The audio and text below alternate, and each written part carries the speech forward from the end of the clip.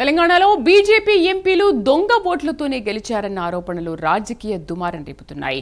తాను నిజాయితీగా గెలిచానని భావిస్తే తన నియోజకవర్గంలో ఓట్ల సరళిపై విచారణ జరపాలని ఎన్నికల కమిషన్ కోరాలని కరీంనగర్ ఎంపీ బండి సంజయ్కు మంత్రి పొన్నం ప్రభాకర్ సవాల్ విసిరారు.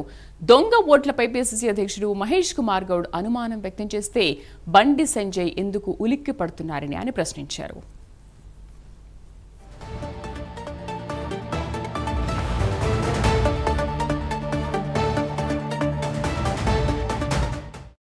ఇటీవల కరీంనగర్లో ఒకే ఇంట్లో 40 ఓట్లు బయటపడ్డాయని అంశంపై రాష్ట్ర ప్రభుత్వం దృష్టి సారించి బీజేపీ కుట్రలను బయటపెట్టాలని సీఎం రేవంత్ రెడ్డిని మంత్రి కోరారు. ఓట్ల కోసమే బీజేపీ దేవుడి పేరును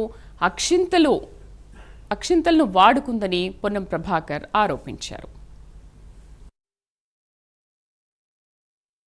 పార్లమెంట్ సభ్యులు ఆ భారతీయ జనతా పార్టీకి సంబంధించిన వాళ్ళు దొంగ ఓట్లతోటి ఓటు చోరుతోటే గెలిచి ఉండొచ్చురు అనేటువంటి ఒక మాట చెప్పినాడు.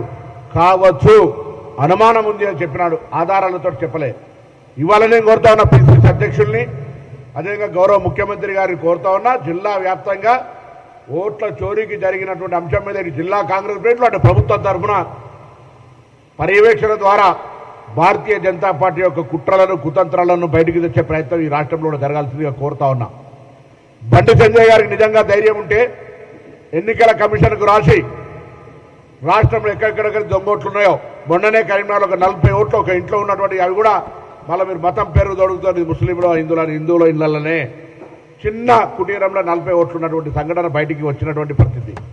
అటువంటి అంశాలు బయటికి తేవడానికి బండి సంజయ్ గారు సాక్షాత్తు నేను నిజంగానే దొంగ ఓట్లతోటి గెలవలే, దొంగ ఓట్లకు వ్యతిరేకం అన్నట్టయితే ఎన్నికల కమిషన్కు ఒక లేఖ రాయమని చెప్పి